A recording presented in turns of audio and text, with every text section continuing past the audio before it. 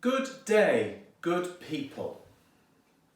The government announcement on Monday evening was disappointing for everyone who wanted freedom of movement.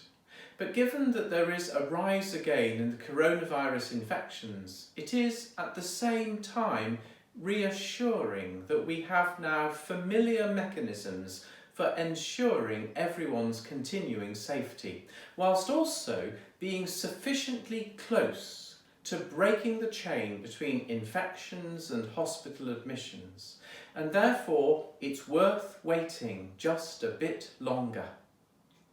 What it does mean for us is that the present restrictions continue to apply.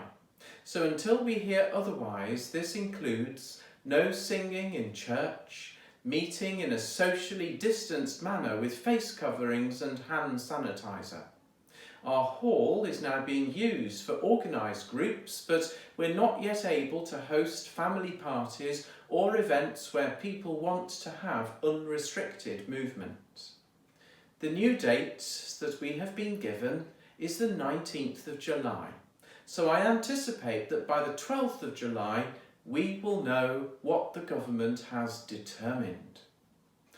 As we look forward to the possibility of unrestricted movement, we are all aware of how much some lives have been shaped by the experience of the past 15 months, and that will be true for everyone reading or watching this message. It will also have shaped institutions and groups, and the church is no exception.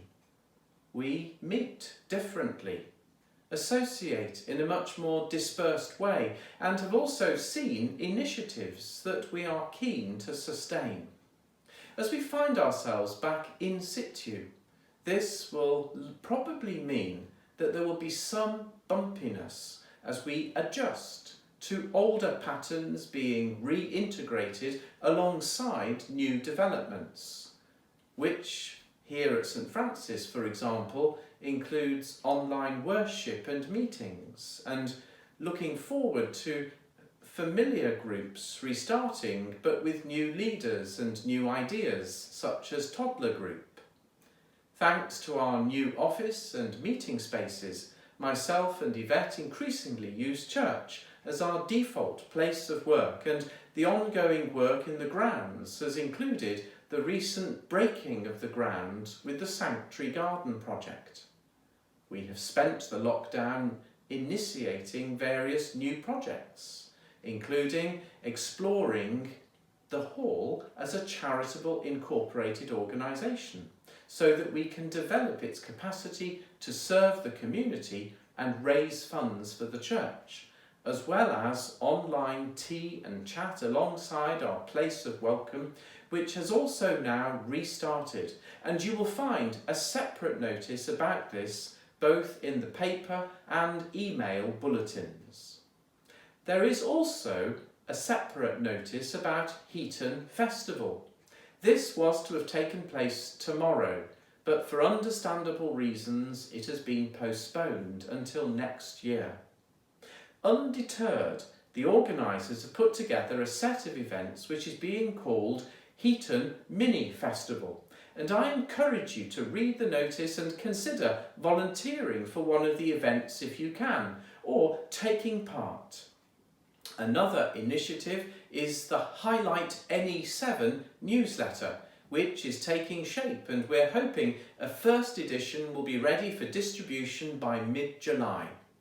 Members of our church have collaborated with others in the community to create this new way of providing information, a sense of community and encouragement as we begin to emerge from lockdown, and the interesting mixture of the same but different that we will all be experiencing in the coming months. I think, as I said earlier, there might well be some dissonance, and there is certainly also tiredness as well as grief at missed opportunities and unresolved plans. The diocese has arranged a training session for clergy in September on recovering from trauma, and in lots of ways I think this is going to be a theme in wider society as well as within our church community. More than anything, perhaps, now is a time to be reminded of God's great gift of grace to the human race. St. Paul wrote to the Galatians that the fruit of the Spirit is love, joy, peace, patience, kindness, generosity, faithfulness, gentleness, and self-control.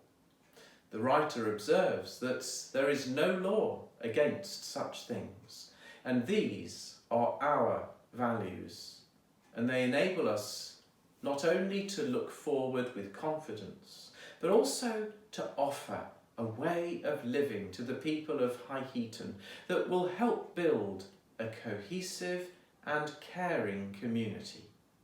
As ever, with St. Francis, I wish you peace and all good.